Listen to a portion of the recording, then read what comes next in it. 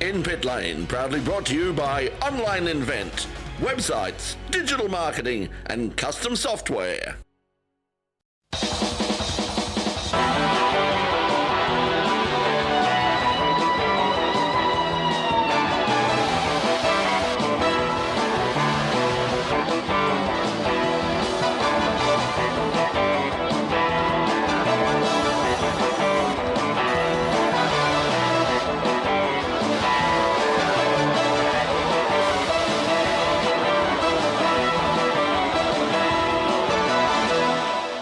Hello everybody and welcome to another edition of In Pit Lane here on Channel 31 and on the In Pit Lane YouTube channel. Thanks for joining us. Well, it's been a pretty quiet weekend, quite frankly, around the local motorsport scene. So over the weekend, I went down to Sandown, but not to the track. I went to the pub.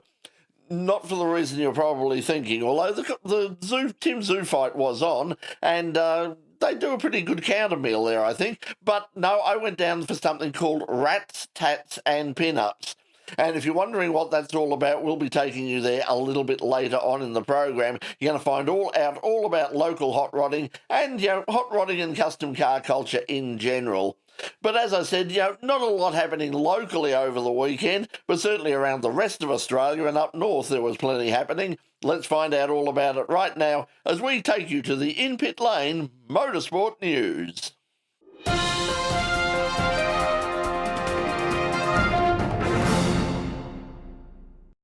Max Verstappen equalled Ayrton Senna's tally of 41 Grand Prix victories with a dominant win in Canada last Sunday.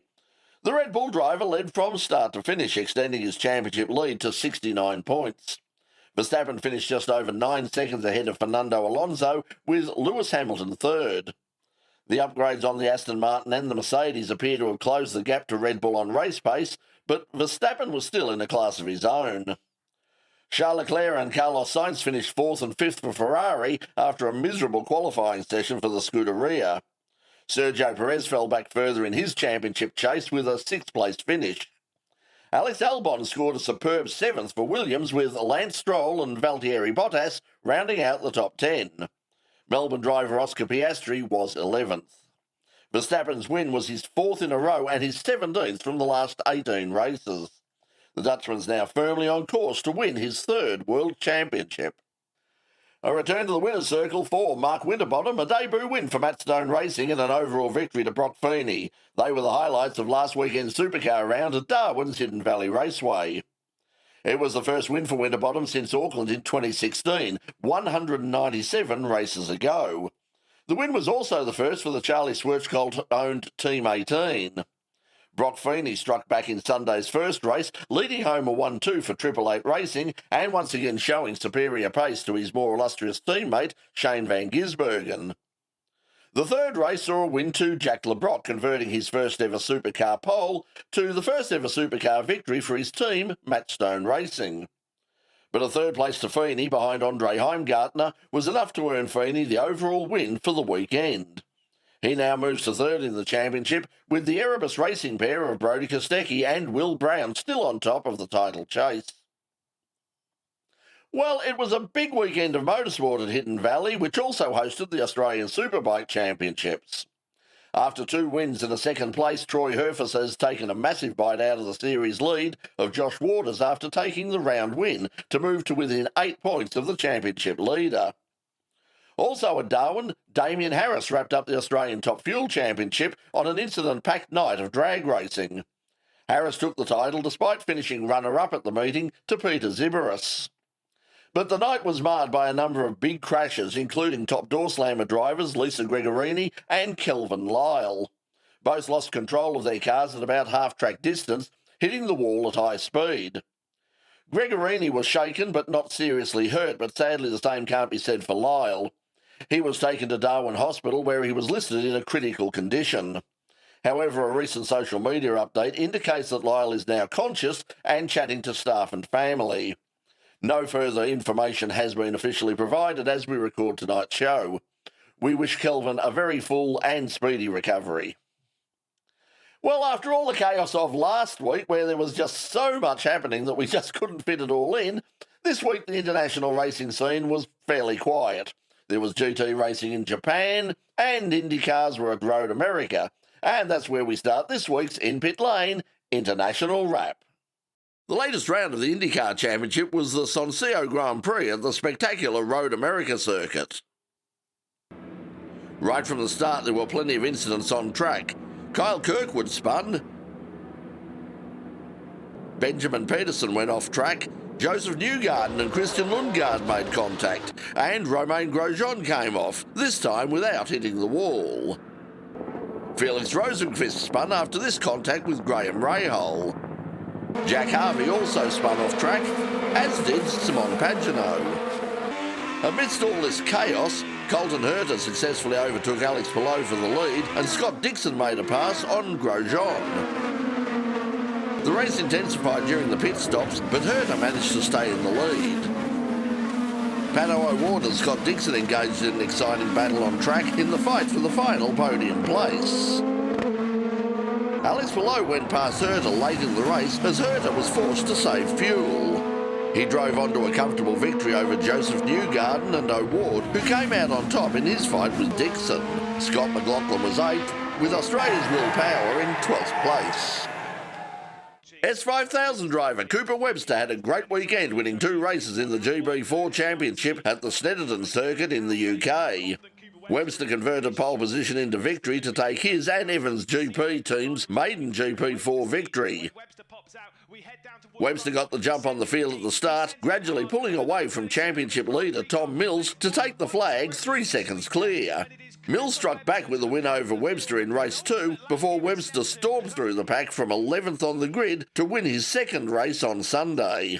The win now moves Webster into second place, closing the gap on current series leader Tom Mills. A popular and surprise win in race 1 of last weekend's World GT Challenge Asia round at Fuji. Bingo Racing's Shinji Takai and Akira Aida scored their maiden GT World Challenge Asia victory in their ageing Corvette.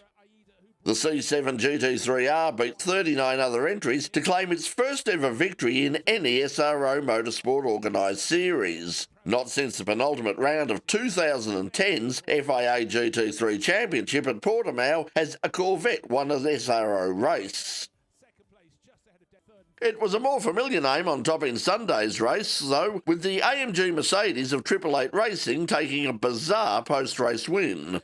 Prince Abu Bakr Ibrahim and Lucas Stoltz were awarded victory despite crossing the line in 14th place after heeding race control's instruction to avoid an incident on the start-finish line by passing through the pit lane during the 3rd safety car period.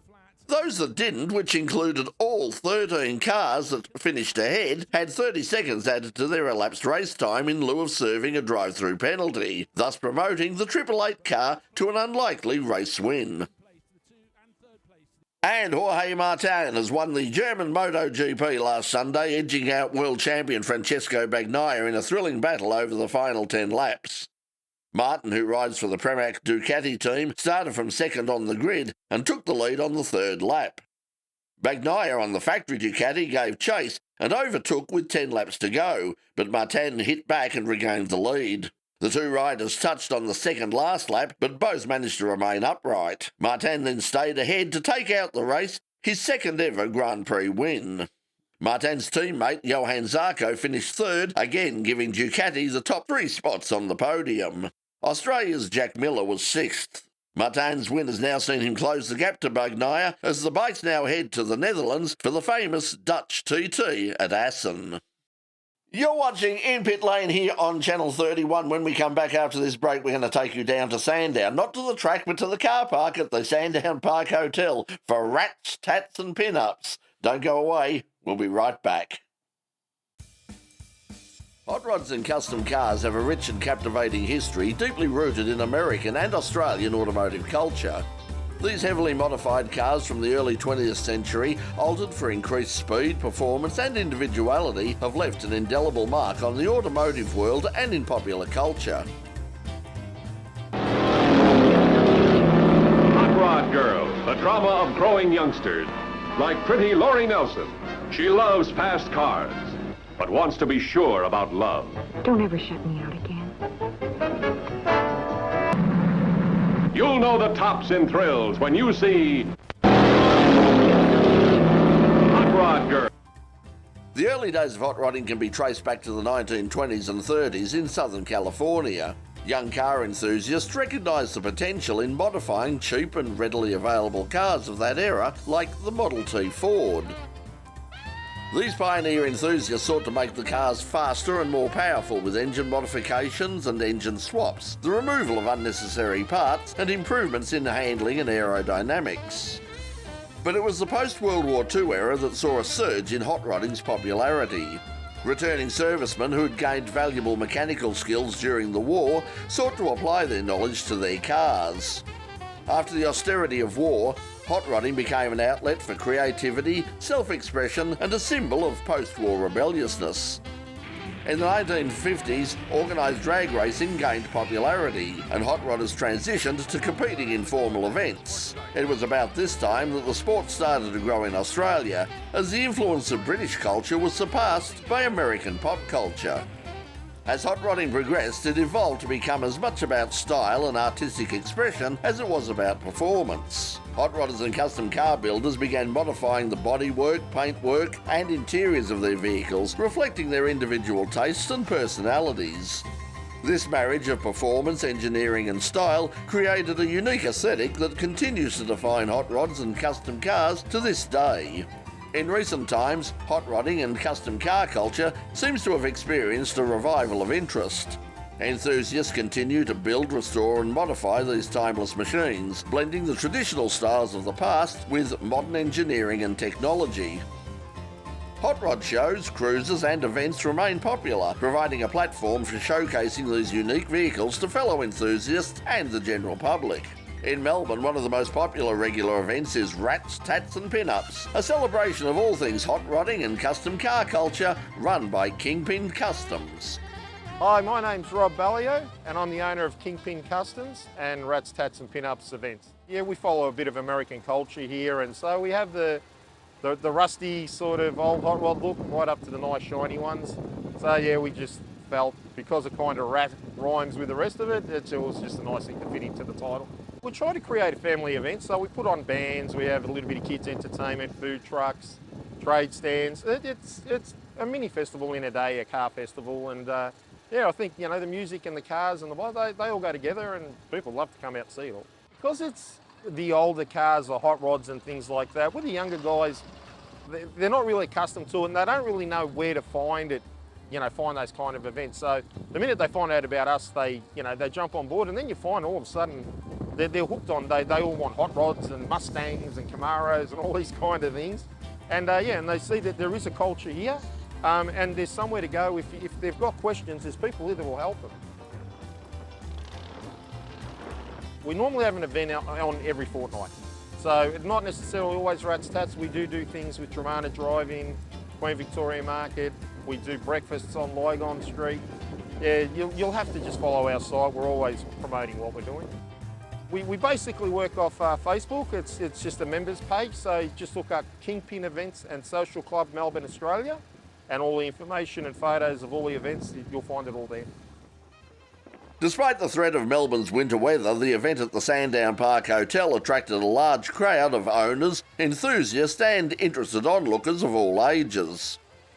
The cars and bikes on show displayed the variety that makes the sport so fascinating to hardcore motoring enthusiasts.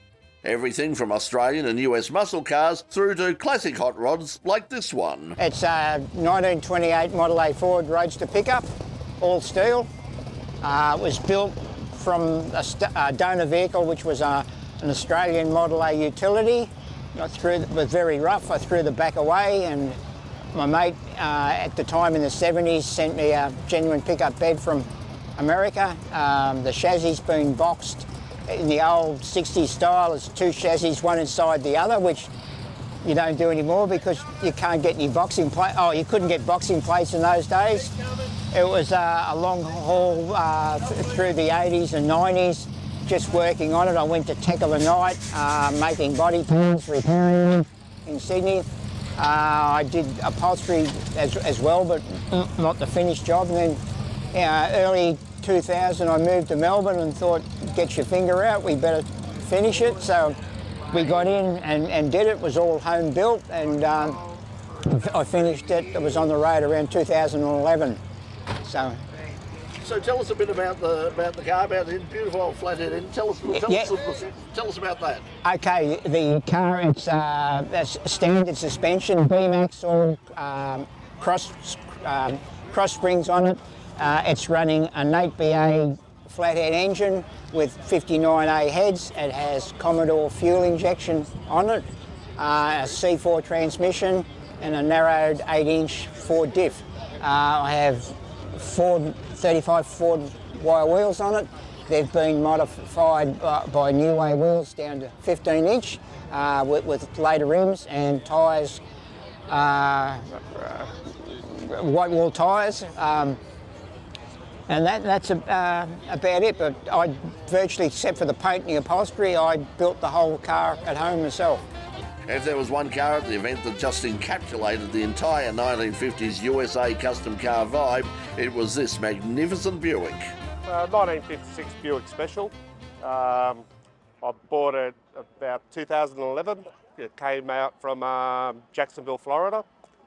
Took a while to get here because I had to go through the Panama Canal and all that sort of stuff. And yeah, it was been repainted sometime in its life. Not like this, it was red and white. So basically the reverse, white, red, white. Paint was pretty ordinary. I knew that when I bought the car, and I always planned to paint it anyway. So about 2015, it got stripped back, and so I drove it for 3-4 years, enjoyed it for a while, did some mechanical stuff that needed doing. And then full bare metal respray as you see it now, and that took about 2.5 years. It's a nail head. It's still got the original nail head, 322 cubic inch. It's got, this is a special side that came out with a 2-barrel carb, so I've got a 4-barrel carb on it now. The motor's okay. I'll give it a freshen up at some point, probably in the next year or two. Yeah, still got the Dynaflow. I've got all the bits and pieces to put a more modern trans in it when the Dynaflow finally lets go. But yeah, apart from that, it cruises. It's actually quite good on the fuel too when you're cruising. You know, so it's got a decent sized tank, so I can get to Bright, for example, and cruise around for a day or so, and then have to fill up. So it's not too bad. You're watching In Pit Lane. When we come back, we'll have more from Rats, Tatts and Pinups, including some classic American muscle and a road-going pickup with a lazy 800 brake horsepower to play with. Don't go away, we'll be right back. Welcome back to In Pit Lane. There was no shortage of American muscle cars on display at Rats, Tatts and Pinups, with Mustangs, Camaros, Corvettes, and even some classic Mopar muscle, like this fine example, owned by Sam Rando. It's a 69 Dodge Super B, 383, 4-speed, all original. Yeah, it's I've had it about probably 8 years now. I've got a few cars, but it's one of my favourites. So there wouldn't be many of these in Australia, I wouldn't imagine. No, there's not a lot of 69s, no. So what work has been done to the car? I mean, it looks magnificent, but... Well, I think the only thing that's been painted, probably about 15 years ago, and virtually everything else is stock. Just, yeah, so... So do you get that on the road much? Oh yeah, get a bit, yeah. It's fully registered USAB, so yeah, it's 4-speed, good fun. It's no power machine, but it goes all right. So it's more for cruising. Yeah, it's a good cruiser, yeah. So what sort of meetings do you get to with it? What sort of? Oh, mainly these. Just I've had it in the main exhibition building once in the city. That was about 8 years ago. But just whatever's going, I'll just go. Yeah. So really great turnout here today. What do you think of the? What do you think of the custom car scene at the moment? I mean, it seems to be very quiet for a while, but it's really coming up. There's a lot of new cars around, and yeah, it's really coming up. The interesting thing is seems to be lots of families here today, lots of young people. I've seen a group of young African kids wandering around having a look at things, taking photos. Yeah, they love it seems to be just bringing everyone together. Yeah, it's good. It's really good. And you can go in the Sandown Park and have a can of lunch. It's really good. Usually this time of the year there's not much happening in the car shows, but summertime it gets up. As sedans and coupes have become more desirable, rarer and far more expensive, the hot rod and custom community turned their attention to other forms of transport like utes, pickups, vans, even caravans and trucks. This low-slung tool hauler doesn't just look good, it goes well too. Helped along by a supercharged engine pumping out by more than adequate 800 brake horsepower. My name's Paul Stansfield. This is my vehicle here. It's a 1964 F100, been modified slightly. It's got a DARP block in it, scat crank, scat rods, probe pistons, supercharged, 671 supercharger on it, twin 750 Demons on it, and it's got a C6 in it with about a 3.5 grand stall converter. So it's on airbags, of course, by being so low. And it's a bit of a fun thing to have around. Yeah. Now, by the sound of the specs, it's got a bit of power and a bit of torque. What are the specs? Yeah, it's about 800 odd horsepower. It's been around for a long time now. It's just a bit of a toy. So what do you use it for? Do you ever take it out to the Calder Park or up to Heath and race it, or is it just for show? It's just for show. I'm a bit too scared to take down the quarter mile. Yeah, it's definitely not built for the quarter mile, that's for sure. Yeah. So what sort of events do you take it out to? How often do you get to drive it? I'll be a dozen times a year. I mostly go to Rob's events. These Kingpin Customs events are really good. I enjoy myself and get a lot of interaction with people, and a lot of people are, pretty keen on the car, so it's good. Yeah. So what's the reaction? What are some of the stranger reactions you get perhaps from some of the young people and all that when they have a look at something like that? Well, I've had a couple of old Italians come up to me and say we used to have one of these as a fruit truck that we used to go to the market with. And a lot of people go, how do you drive it so low? Which it doesn't stay that low, of course, with airbags in it. Yeah, just, and all the common, oh geez, it looks good, mate, and stuff like that. Yeah. What sort of reaction do you get as you're driving around in the thing? I mean, do you have any, do the constabulary want a closer look every now and again? Yeah, they've pulled me over a few times, and most people are thumbs up as you go past. They love to see these cars on the road. Yeah, so it's good. What's the future for this sport now? I mean, these cars are so rare now and so very expensive. The current cars today, I don't know, perhaps it's just me, but I really can't see us coming back in 50 years and saying, a really cool Tesla you've got there. I don't think so. Yeah, I think this is probably the end of the era for motor vehicles or this type of thing. Yeah, so it's just good that, some people have really spent some time and money in preserving these cars for the future. Today, hot rods represent an important part of our automotive history and continue to captivate enthusiasts with their timeless appeal and iconic status in popular culture. Their fascinating journey from the early days of simple but basic modification and the pioneering days of drag racing to the remarkable creative and artistic statements of the present day showcase the enduring spirit of innovation, creativity and individuality hot rodding embodies. As long as there's still car enthusiasts with a passion for speed, style, engineering and craftsmanship, the legacy of hot rodding will continue to thrive, leaving an indelible mark on the automotive world and popular culture.